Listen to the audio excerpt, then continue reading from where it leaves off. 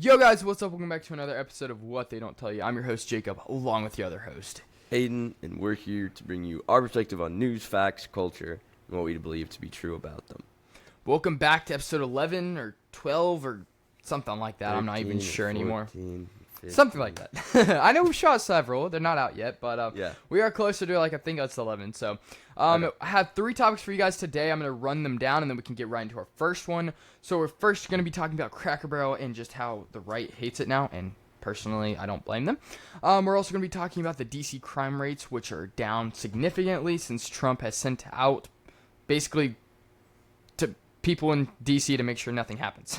We're also going to be National Guard. We're also going to be talking about Trump's cashless bail executive order that was, I believe, yesterday, 2 days ago, a couple days ago. Yep. So first off, we're going to be talking about Cracker Barrel, Aiden. So I'll run you down just kind of like the whole situation, and then we can give our thoughts.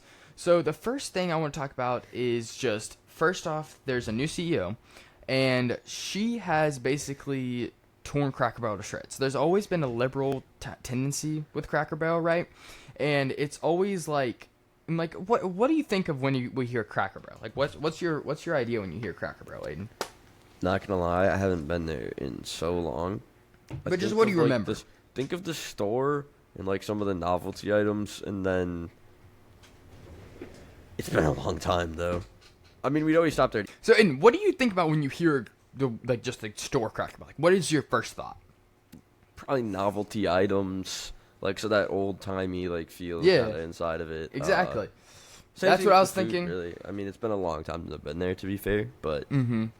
Yeah, Don't give them their money. The but yeah, I agree. Exactly. That's the whole point, and I feel like that's like kind of what people like go there. Like the food's all right. I mean, I feel like Bob Evans is pretty similar, and like if not better, food wise, and it takes a really long time. But I feel like we don't have that here.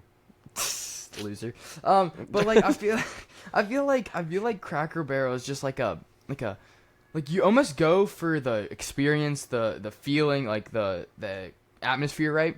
And what the new CEO's been doing, she's kind of been taking that away. They changed the logo. They literally lost the cracker and the barrel. They're also like, they're like putting a bunch of these agendas in, like we're not gonna hire straight white men. Basically, we're gonna be all this gay crap and stuff. That's fine. I didn't want to like do it anyway. not after a statement like that. But like I feel like they're just in like, again, even their stock has gone down like 200 million in the last like month, I think, which is insane. It's gone back today. It went up. That's a slap. Today it's up 2.9%. So I guess it's maybe going up. Maybe they fixed things. I don't know. The logo sucks though. It looks old, new, timey, and they also, dude. Another thing that Benny talked about whenever he was doing his episode on this is, you know, the peg game. That's right. Game? Like, yeah, that's like a staple. I do too. That's like a staple on Cracker Barrel, right? Yeah. And it always like on the thing. We actually have one. We got one because our grandpa got it for Christmas one time. I was like, that was the best Christmas of my life. And so, what it is like, the thing is, it said jump all but 1 peg, you're a genius. Jump all but 2, you're gonna need some work. Jump all but 3, you're just low-key dumb. Or, like, just plain out dumb. Wow. And they even changed... I think that's what it says after the No, it said plain out dumb. No, listen. Plain out, but it didn't say, like... No, get me, like, hear me out there. So now, they've changed it. They've even rebranded that game. It says, try 1, you're a genius. Try 2, you'll get it next time. Try 3... You just need a little bit of work, and like it's super like you'll get it next time. Like it's like not even that. It's like they can't even say the word dumb anymore. You know, it's like it's more like all inclusive. We're all good, and just our different levels. You know, it's not stupid. So it's like I got the 2 pegs one time. So I claimed. I've won. I have been to one, so I'm the best. But what do you think about just this whole like rebrand in general? It's dumb. I mean, obviously, like you think. With these companies, after all this, and at least Bud Light even realized it, after all the blowback, they actually, like, tried to move the other way and, like, do something. But, again, they're, like, chasing this, like, what woke customer audience do you have that's going to come to Cracker Barrel now that you rebranded. All you've done is isolate the majority of the nation and in pursuit of people that don't exist. Like, there's not that many of them. And I feel like you lost a lot of your like credibility, customers, yeah, like your customers too, like your main customers you've lost. You know what I mean? Sure. Yeah, you just, and so you just abandoned them. I feel like the whole I go there like again, like I said, we like when you said like what do you think of when you hear this? It's like old timey western, like cool, like warm feeling inside. You know, like I love to go look at the toys when I was little, or like that toy store, but like. Now, like, I've seen, like, some of the stuff they're switching out for the toys is just, like, oh, what are we even doing here? Yeah. And, like, it's just, like, they're taking away that aspect of, like, oh, it's my old-timey, traditional go-to, I can always go here and know what I'm getting, you know what I mean? And so it's, like, that's the big thing, and, like, you can tell, like, the $200 million down in stocks, it's going up a little bit, but that's just because probably people, like, were like, oh, it went down, we're going to buy it, so then whenever it goes back up, but, like, I feel like you're seeing it. Yeah. I don't know, bro. It feels... Everyone's sick of getting smacked in the face over and over again by the left, and we don't do anything. Like, we're not going out there being like, we don't want any of these people here. And if we did, we'd get ripped apart for that, right? Like, and we don't do it. We're not like, oh, we don't want any gay people here. We don't want any like that. Like that, it's the equivalent, right? I mean, like it's like that'd be like us saying we don't want any. Imagine if we said on like our side, we don't want any of these specific individuals, whatever that may be. It'd be whatever they're trying to push. Yeah, they would have a holy fit. To us, we're trying. You're the side that always argues for equality. Exactly. Then you can't put it the other way. If you want equality, you have to have it all around the table. You know what I mean? It's like anything that they're pushing, like all of these things they're pushing in every single one of these groups that they're pushing does that to us. Like they're saying, oh, because you don't support this, you're being racist or you're being transphobic or whatever they're calling us. Like, you know what I mean? So they're putting it back on us. Yeah. And meanwhile, we're like, we don't care. We're just sick of getting, slapped in the face and dragged through the dirt anytime. We just want some dumplings and gravy, okay? Yeah. Is that too much to ask? Jeez, man. I think that obviously rebranding is obviously disgusting. Unfortunately, they've just doubled down and haven't if your stock is dropping that much, there's a clear issue in your customer base over what you just did. And at that point, the best thing to do is apologize and go back. But all they've done is double down, which is pretty dang typical for the liberal left, unfortunately, is you correct them or you have a better argument than them. And instead of being like, you know what, I'll think about it, or you know what, you're right. Right. They're like, oh, we're just going to double down, even though on our side that doesn't make sense. You know what I mean? You're losing either way. Yeah. And again, so the CEO for Cracker Barrel, her name's Julian Massino, and bro, I think she needs to be fired. Like, well, yeah. You're like, what are we doing here, bro? Like, you're losing your company, you're losing stock, you're losing millions, hundreds of millions of dollars. You're losing fans, you're losing supporters. Like, nothing's going good. Like, imagine when is if the owner gonna be like, yeah, imagine if this like is not the good. Amazon CEO lost, like there'd be some kind of repercussion because I'm sure that there's a board that still keeps them in check too. Right. I mean, there has to be. And so I'm like, they'd be fired immediately. You know what I mean? Like they'd be out of there, or there'd be dissension in the ranks of some kind. Like you can't do that and then expect your people to be like, "This is great, let's keep going." Yeah, I don't want to be paid a salary. So it's just, oh man, it's ridiculous. Obviously, it's ridiculous that they're refusing to hire certain people. I would say that, and forcing that they're only hiring. Say that, and they're only hiring different other people, right? Yeah, exactly. I would never say that. I wouldn't want to say that. There's no need to. And so it's on either side. You know what I mean? Right. Like, why would I care? It's, again, it should be about not the colored skin, but your merit and your character. And so if I see good character or good rapport among other people, then yeah, of course I'm going to hire you. So it's stupid that they don't.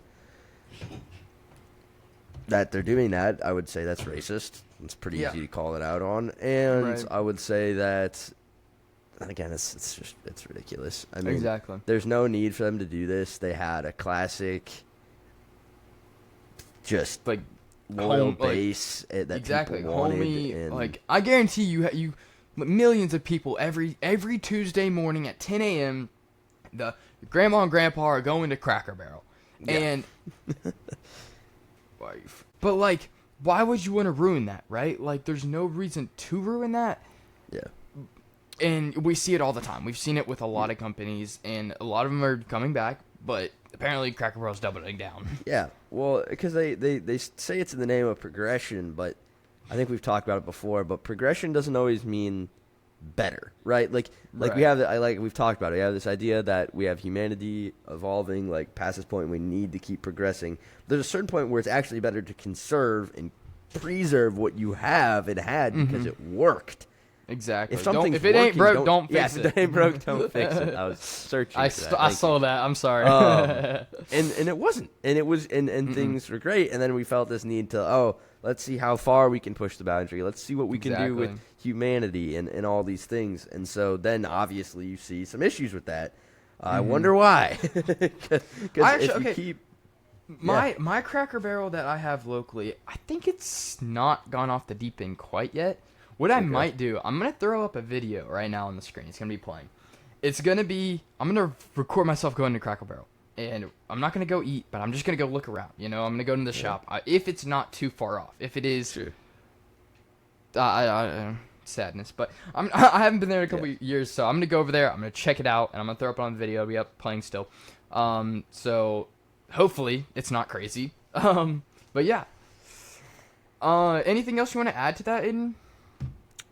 I think that's all I've really got. It's unfortunate. We need to keep fighting back. Keep pushing their stock Boycott down. That's a great message to those people. If their stock's dropping and if they're not getting customers, that's a huge message. And I think that's on something that people don't realize. There's a lot of times where people are like, well, like how much of a difference am I really going to make? And people say that about voting and all these things.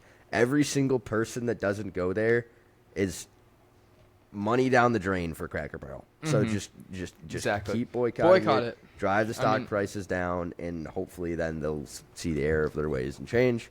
And beyond that, though, we want to move. It's sad. I want to add this real quick. Okay. It's sad because boycotting it's no fun.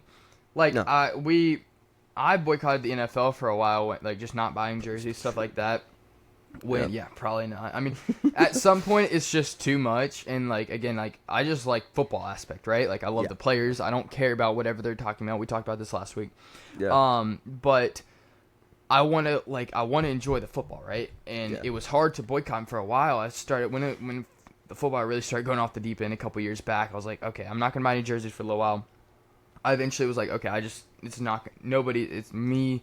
And when you say this, it's hard because it's just me doing it. It's not gonna make a difference. But NFL's too big. I feel like, and I'm not trying to make excuses for this, but at some point you do have to realize, okay, I need to probably stop going to Cracker Barrel. You know what I mean? Yeah. So but keep doing that, and then we'll move on.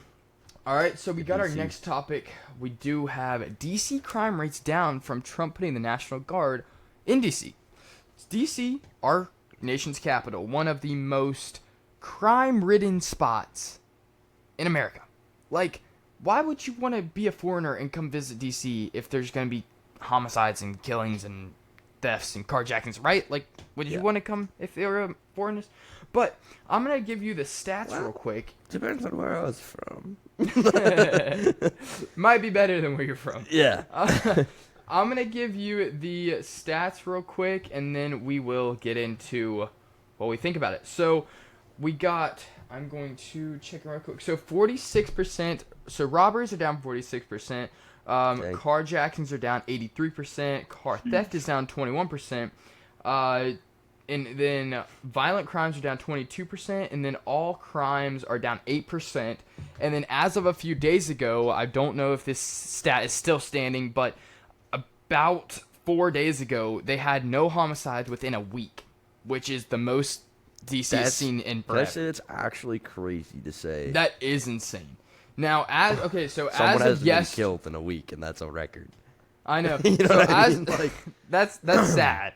Like I think they were averaging like 5 a night or something like that. Like 5 homicides a night.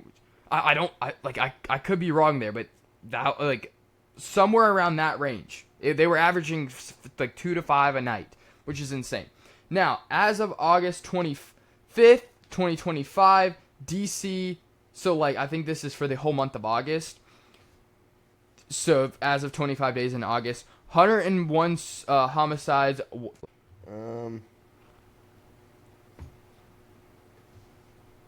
So, all right, let's go ahead and start. So, 3, 2, 1. Anyways, so there was a lot of reported homicides, and it's clearly down. All crime rate in general is clearly down, and it's because Trump sent out National Guards into the D.C. area, and I think that's awesome because who wants the Capitol, somebody that's visiting, to go into a crime-ridden city, right? And so what do you think? Thoughts, Aiden? I have two different minds. I think on one hand, I really like it. I think that it's really important to keep the crime off our streets. I can see why he did it. I can see that hopefully he took a calculable risk there and made the best choice he could to reduce the crime. Obviously, we're seeing the effects of that. On the other hand, deploying military of any kind into a state is always going to make people nervous because that can be the borderline between martial law and the people ruling. So I think that it makes people nervous, and I think rightfully so. I think people should be skeptical and nervous. Oh, yeah. I think all those things. I think in this case, I understand why for sure. There's obviously a huge issue with the crime levels in D.C. right now. If you can't go a week without a homicide, there's probably a problem. And I can appreciate what they're doing. I can appreciate that a lot of these people are also there knowing that they're trying to do the right thing, putting their life on the line. So I don't want to downplay any of that, but I can understand why people get nervous because, I mean, how did our country start? We were occupied by Britain, right? So in a military way, in a martial way. So it's important that we still see that line, understand where other sides are coming from. Right. But I can also think we can see, okay, in this right now, is this beneficial because of how disgusting it is that people can't even be in their nation's capital without a ridiculous amount of thefts. Right. I don't know if like rape and sexual things were mentioned in there, but that's I mean, I guarantee I'm sure that hopefully it's gone down. Can I give you the question of, so like you said, putting out National Guard into DC, which is technically a state, right? Or I guess a district. But is that taking away from trying to protect our borders, protect foreign threats, foreign things? Yeah. Is that better? Is it better putting it in DC, our capital, protecting some of our leaders, right? Protecting Trump, I guess. I know he has the Secret Service, and I don't think we're going to have to worry about specifically Trump, but I guarantee a lot of these lower Senates and like House Representatives, stuff like that, they don't have Secret Service following them everywhere when they're in DC, right?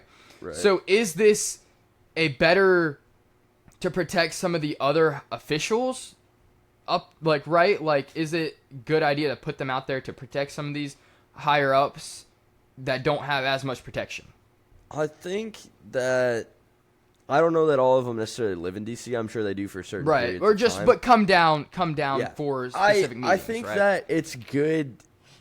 I don't know that that's this core reason. I think that, well, it's the National Guard, so we're not really taking away from any of the border security. We're not taking away from any of that because it's the National Guard. It's what they're there for, partially. Not all of it, obviously, but they're the reserves, the people who try to do this. I think, I guess that's a benefit of it. We're protecting our leaders. I hate to say it in this way, and because it sounds really cold and calloused, but you can also replace those. I know that sounds bad, but part of the reason that they're not as big, I get where you're coming from, on the list of targets for other countries is those people are easier to replace. Which actually, I know that sounds bad, but it gives them a level of security because there's no It point does. in killing them. It does, and I'm not necessarily saying from other countries, because some of this crime is coming from inside the White House. No, right? that's very true. And a lot of these like people are like I like you hear all the time like death threats from like senates and House representatives stuff like that because they voted on some law that somebody doesn't like or something. So it's like, is that like that's where I'm coming from, and I think again they're not there all the time, so it's not like this is the biggest priority. Yeah, but could I these think that National there is a Guards threat to them? Yeah, these National Guards could be coming out and doing more helpful stuff because there's more threat. DC's not huge. It's not insanely big. Would it be better going down and putting these National Guards in somewhere like Chicago where these gang members and like inner city guys are shooting all the time, right? Like, is that would I have it there or would I rather have it in DC for the purpose of protecting like leaders and also trying to protect like visitors from inside and outside of the country to come and visit our capital? Yeah, I think it's. I mean, yeah, you could always argue, we could put it here, we could put it in a different violence. I'm sure I hope he has reasons for that. I'm sure he has reasons for that. It is where he, is probably a majority of the time. Right. And it's where a lot of these Senate leaders are. Yeah, I'm sure that. And by the way, like earlier when I was saying like, there's less threat because it's also still not easy to like replace them. There's still always a threat to them. People, make death threats and stuff all the time if they don't vote, a certain way or if people don't like what they're doing. So I can understand that there's probably a level of security for the leaders there as well. But I think more than anything, it's just our capital and we want to keep it clean, right? Right. I understand. Yeah, New York is he also doesn't have, he has jurisdiction over it. But you have to keep in mind he probably feels the most comfortable deploying in D.C. I wouldn't feel as comfortable deploying in what's about to be communist-occupied New York. You know what I mean? Yeah. You kind of want him to feel that and be like, we can offer this help. I'm sure he has a game plan down the road. I know that sounds bad, but like I think that's how it'll somewhat play out is they'll get desperate enough and then Trump will be like, look, I can actually help you because we don't want a communist in New York. And I know he's thought about it. And I'm sure that's a big part of it. Chicago is pretty bad, too. I don't know his reasoning. I'm not in the president's brain seeing, he's doing it here. I'm sure he feels most comfortable doing it in D.C. with what he sees currently and the control he currently has. Pulling it in New York is going to cause a lot of issues. I'm sure it's already caused issues in D.C. with, who knows, there's probably people out there throwing rocks at them, too. But New York, you're going to find a whole different breed, I think. Okay. Okay, stop. All right. So there is a mayor of D.C. I don't know how much power he has, right? Okay, sorry. My apologies. But like Muriel is a girl name. I think so, yeah, right. But I'm assuming that Trump probably has a lot of say in kind of the protection of D.C., right? He's more higher up. I don't think there's a governor in D.C., so mayor probably just deals with some of the people things. So we know there's no governor of D.C., so like he's not dealing with the higher up stuff, right? So I feel like Trump's kind of more involved with D.C. Now I know there's a mayor of D.C., but I don't know how much she really works with, because I don't know how much say she has in sending out like army guys. You know what I mean? So like stuff like that comes into play where it's like Trump sees more of this and deals with more of this. So I get where coming from. I don't think he has as much say to put guys on the ground in New York, right? Yeah, I don't know how that would play out. I don't know all the inner workings of the politics there, so or just what he's thinking, like exactly. So I think I agree with your point. There's going to be a lot more backlash. There's going to be a lot more uproar if he sends stuff to New York. So I do get where he's coming from when he has more power in DC to send guys out. So that to protect the people. I can even understand a little bit of the backlash in New York if you were to send it there. Because, again, it's very nerve-wracking for people to have active military, if you will, in your own city. Like, that's concerning. I can understand that why you'd be concerned about that. So to send it to somewhere, like New York or those areas where he might not be at ground zero a little bit with what he does, if you will, if you're kind of get what I get what you're saying. Where I'm going here. And so I think that's a different story, and I think that's a lot of stuff he's probably thought through. Mm-hmm. Again, I don't know his brain, and that's just a big part of this right now. I don't know what his plan is, right? He has a drawing board. Hopefully, we'll see how that plays out in the next few months here. Now, speaking of Trump's drawing board, I think we're going to head into our next topic of sending out an executive order for no cashless bails. Yep. So, Aiden, you want to run us down for that one? Yeah, so basically, guys, Trump signed an executive order ordering no cashless bails. What that means... Okay. You're good? So he got rid of cashless bails in Washington, D.C. as well. It seems like he's really intent on cleaning up Washington, D.C. So, again, we're kind of intertwining the two topics. This looks like he's just hammering down on one area, and maybe he'll spread out to other areas. We'll see. Mm-hmm. I don't know. Don't know his mind. Here's what I will say. Ending cashless bails in D.C. Again, there's two sides to every argument, as we kind of illustrated in the last one. This one's interesting because, on one hand, no cashless bails. Okay, that's good. That means that a lot of, especially these lower life criminals that might not have a lot of that money to get out, are going to stay locked up. Because to Trump's point here, and what he said is, they're going in and they're getting out right away.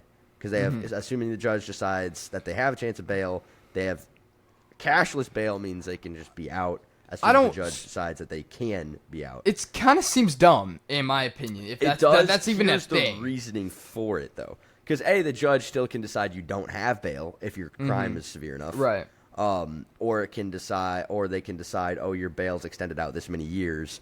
Or whatever. Or there's a bunch of different minor scenarios that I can think of where you can have workarounds in the law. But what I think it does, the reason people don't like cashless bail, or do like cashless bail, is because otherwise the wealthy people get out.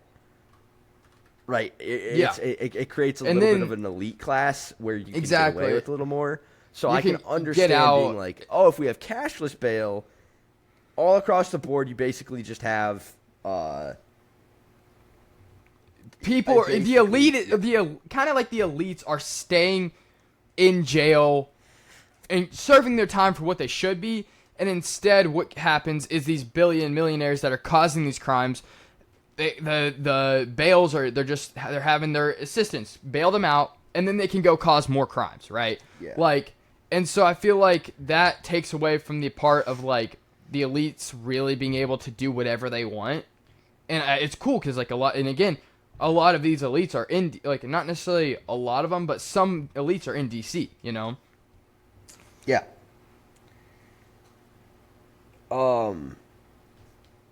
Yeah, because a cashless bail means they can, like Trump said, they can really walk out. Now, however, again, it's really mostly aligns with what the judge says, because the judge, again, can order for no bail and make them wait for trial. So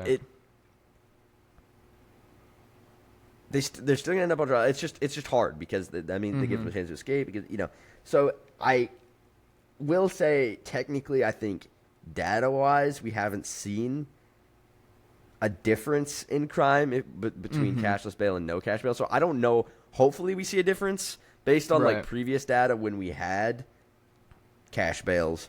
I don't think it changed a lot when we went to no cash bail. So it's just, I don't know that it'll make a difference. I hope it makes a difference.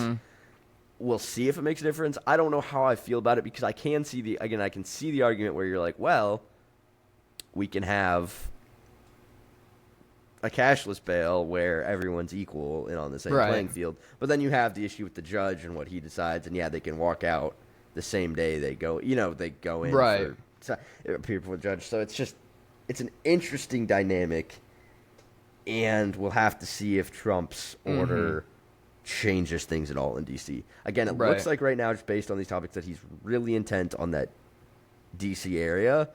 As maybe he should be. I think that there's just a lot of areas, like we're saying, that he could get to eventually to clean up the streets of New York, Chicago, all those other places. Now, so I think D.C. is a good starting point, though.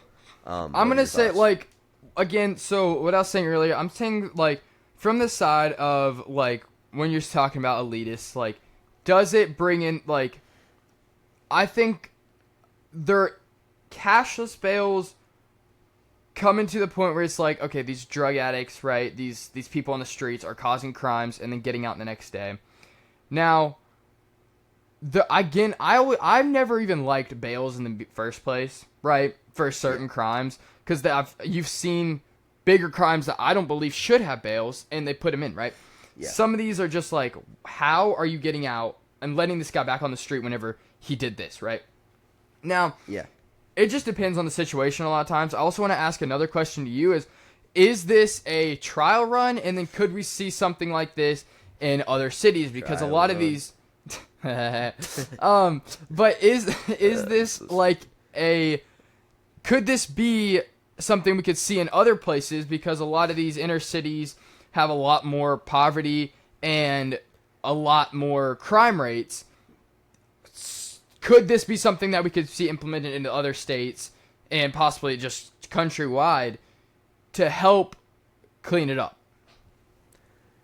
Yeah, I don't know, again, what effect it will have, because it doesn't change a lot. All bail is like a guarantee to the court that you're going to appear for your trial, and you can Right. still walk that day until you appear for trial. Right. So I don't know, and that's where you can kind of see not the flaw in the argument, but this might not really mean anything. Because no matter what, they're still going to show up for their court, unless I guess they try to flee their court appearance. Yeah. But then you're in bigger trouble. Well, You know what I I'm mean? thinking more like they get out and they're like, I don't know what they do, but like sometimes courts like are pretty far out, right? Like you see like 8-month court trials, like it's in 8 months Yeah, or like no, that's true. so like that's a lot of time for them to be able to set up things, set up schemes, plans to somehow get them out, something like that. You know, that's my thinking there. And so Well, that's it why I'm basically like, allows them to remain in community while they're awaiting trial, right? instead of being detained until their trial. And so I think that what all he's really trying to do is, there's a ton of these. We can get all these like low-life criminals, if you will. I know it sounds bad. There's not really a distinction. You're a criminal regardless. But like all these ones that can't pay this bail, we can keep them off the streets for up to months at a time until their court appearance by being like, look, you got to pay $1 million. You know, if you want bail. And so, and then if you think you really didn't do anything wrong and you shouldn't be out, then you're like, okay, I might actually spend this money again. Like that's kind of annoying because it's like if you didn't get paid, if you didn't actually do it, then why am I paying $1 million? Because I'm not going to get reimbursed or something like that. You know? I don't know. But like, it's almost like the criminals that know what they did are not going to pay $1 million to just get out for a week or a couple months and then go back.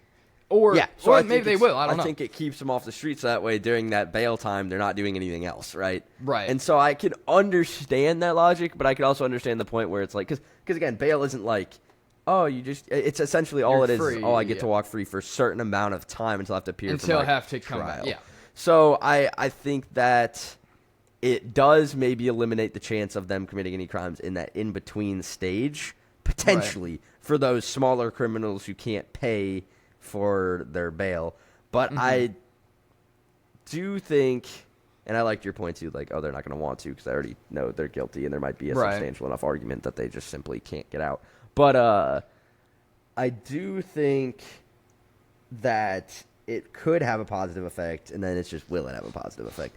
Again, according to at least previous data, it won't, but there was also a different time. I don't know what the crime statistics look like now compared to then. Right. So we could research that in the future and maybe talk about that. But I think that for the most part right now, not a inherently bad decision by Trump. I might not like it if it does create an elite class and then a lower class. That I can understand the cashless bail standpoint. But right now, with where it's going, with people being like, cashless bail, sweet, walk out, appear for trial months later, you don't know what they're doing in the between, and we have this ridiculous crime rate. I can see taking a shot in the dark a little bit, not fully. You know, we have an educated guess, and being like, okay, let's see if this works, because no harm, no foul. I guess you could rescind it, right? So, yeah, we'll see how this goes. It could be a trial run. If it ends up good, we could possibly. If we could see this. We could see this in another state, a couple other states, maybe, if they're like, this is actually kind of working. I like this idea. We're going to implement this into other things. This is going to... But that's the fear is, like, does this start turning this into... If other states start doing this, and it does create an elite class, then we're like, wow, we're almost having a whole group of elites from every state. And then that makes me a little nervous. It's like, holy crap, all of these state elites are coming together. Yeah. And it's almost like an overpowering thing, you know what I mean? So that's the only fear. Yeah. So, Aiden, do you have anything else to add for this one? I don't think so. All right, guys. So, yeah. All right. So our last topic, we're going to be talking about how we want to address, like personally, our views on addressing why gangs, like just inner city gangs, form. What we could do as a country, as certain states, as certain cities to prevent this, and also we want to talk about how, as Christians, we can minister to this. So, Aiden, you want to drop us into this? Yeah, and I think the reason I want to talk about this is because it ties into a lot of our core beliefs. I think that when you see that we have to get to the point where, and I'm not saying this is all gang related, but where you get to the point where the National Guard is to be deployed to stop crime rates, and then you have some questions about the psychology of our culture and the people being brought up. Right. And I think a huge part of that, because over and over and over, you can tie it back to this, is the decline of the nuclear family over time. Because, fatherless homes are super prevalent in current day America. And so when you see, that the statistic is, there's an increase in violence when you don't have a father in the home and no role model. So I think a lot of the times these kids and these people being brought up and then getting into these criminal activities, it's often because they're trying to fill a void of some kind, need some kind of attachment or belonging that they're not finding at home. And I feel like this ties into what we talked about in our views on like medically like aborting babies and stuff like that. Like how it's like it comes into a sense of responsibility from, again, the mother and the father, like, because you can't just go sleeping around, right, and then have no responsibility for your actions, and then the father's like, oh, I gotta dip, you know what I mean? Like, so it's like, and we talked about that fully in a later episode. This will probably be out later in the month, so when it does come out, we highly recommend you go watch it. But so I think that, like I was kind of saying, it's trying to fill that void where you need a level of attachment, but you're not finding a good level of attachment in these gangs. They're, I would say, using you for a purpose, one way or another, or you're being involved in these activities because in a fallen world, you're just trying to fill your life with something other than that meaninglessness or that loss of love. You're trying to sate that satisfaction, that love that you can't do without that structured family and without a higher calling, if you will. And I feel like a lot of these kids are like, oh yeah, I'm the top guy in the gang or whatever. They love me. They think I'm special. They tell me, dude, they will kill you if they get a chance. Like if they see you no more, you don't have any value to them anymore. It sounds brutal, but they won't need you. They won't. They don't care. They will get rid of you, and nobody will come looking because it's so bad in some of these inner cities. I think that we can't speak for every single one of them. I don't know what goes on. Like, I don't want to be like, oh, I know how you're thinking, and then you don't know what they've been through. And I know you know that. I'm not. This is not. But it's. I can't speak to what they know, what they've seen, what they've gone through, but they're trying to fill it, right? I think that's where the drugs come in. I think that's where the sexual aspect comes in, just of constantly trying to fill their lives with something. To get rid of that kind of just that hopelessness or that lack of direction that's shaped their life, right?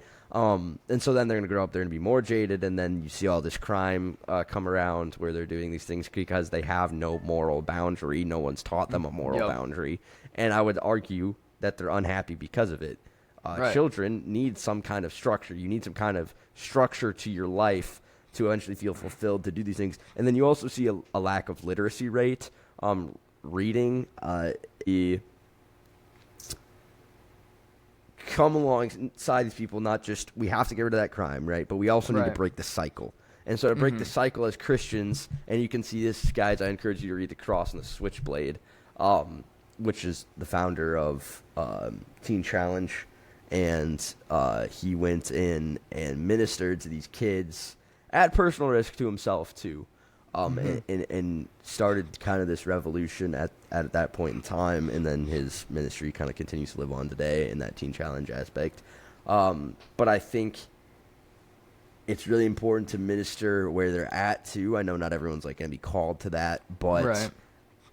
And there's a lot of ministries that do that, right? Have you heard of like prison baseball, for instance? Yeah. Me and my dad are actually signed up to do this next year because I have to be 18 apparently, which is dumb. Sure. But like certain ministries like this, like I've heard several types of ministry that goes into like they go into these prisons and like a lot it's prisons, but there's also things that go into the inner cities, right? And Sure. but at prisons is where a lot of this also happens, right? Like a lot of gangs are in prisons. You're going in. And the prisoners that have had it's bad. Like it's not just like these guys. Oh, he stole a candy bar. He's in jail. He's gonna come play with us. These are guys that have done things that, or who know, like unspeakable crimes, right? Yeah. And there's these guys that like if they behave, and it sounds stupid because they're like talking like they're 4, but like if they behave, and they're on good terms with like the guards and stuff, right? Yeah. The guards will allow certain guys to go out and play with these ministries. Okay. And what these ministries do is they set up a big softball game or baseball game, whatever. Yeah. They play a game, and then 5 minutes after the game, 5 minutes, they tell them about the gospel. And you hear story after story of these gang members that are deep into drug trafficking and like human trafficking and like killing people, right? And they're coming to Christ and getting out and like starting ministries, and it's insane to hear some of these stories. Yeah. No, it's really important because I think again they are. It's some people that I don't think we realize. Mm-hmm. I think that there's a subconscious desire to be reached because they never had that attachment. If I had to guess, a lot of them. I'm not saying that goes for every single one of them, but there's a lot of them that they're actually the people that are searching maybe the most. Because you're not going to have the people that started out really well and are having a good life looking for something to satisfy them. And these people are looking for something to satisfy them. They're just finding themselves in this place where they're either doing something extremely wrong themselves or being forced into something that they can't get out of. Also illegal or wrong, and that they can't get out of. And so they are looking for something to satisfy them. They're looking for that sense of attachment and belonging. And I think it's really important as Christians that we still see that, even though we're disgusted by the sin that goes on. I think it's important as Christians that we do see that and that we can help these people if you are so called. Obviously, I do believe that there's a calling, and we've talked about that. But if you are so called, or if you have those opportunities, I think it's really important to at least see how that plays out and try to develop that relationship with that person that you might not like very much. Right. But they are searching, and I do believe that if they weren't searching, I don't think they'd be doing these things. Exactly. And I feel like, again, I think everybody's searching to an aspect, right? Yeah. But you'll see these people that like. They're not committed to any religion, but they're the jolliest, happiest, nicest people you'll ever meet, right? And you'll be like, you think they'd be like, you know what I mean? So stuff like that where it's like, they're not, and that's sometimes the harder people to reach is the people that are like that because they don't see anything like, just living my life, having a good day, just won the lottery, you know, like stuff like that. So it's kind of harder, but like, I don't, but like it's sometimes it's just like the people that are the most hurt are the most broken and most like messed up. Not and like messed up sounds bad, but like you know what I'm going with. Is most are the ones that are easiest to reach and the most like most like, vulnerable. open sometimes. open not always, to hear but it's seems to be compared to trying to reach people who have it all. So with that, I think I'm satisfied the way this episode's gone. So I do too. And I was like, my buddy was like, yeah. What do you want to say to them? All right. 3, 2, 1. All right, guys. So I think that's gonna be it. And you want to say anything to the viewers? I don't think so. Just stay safe out there, like I said. Yeah, stay safe. Thanks for watching. Yeah. Let us know what you want to see in the next video. Also, we didn't do this for the last several episodes, but like, if you want to give us a comment for us to answer.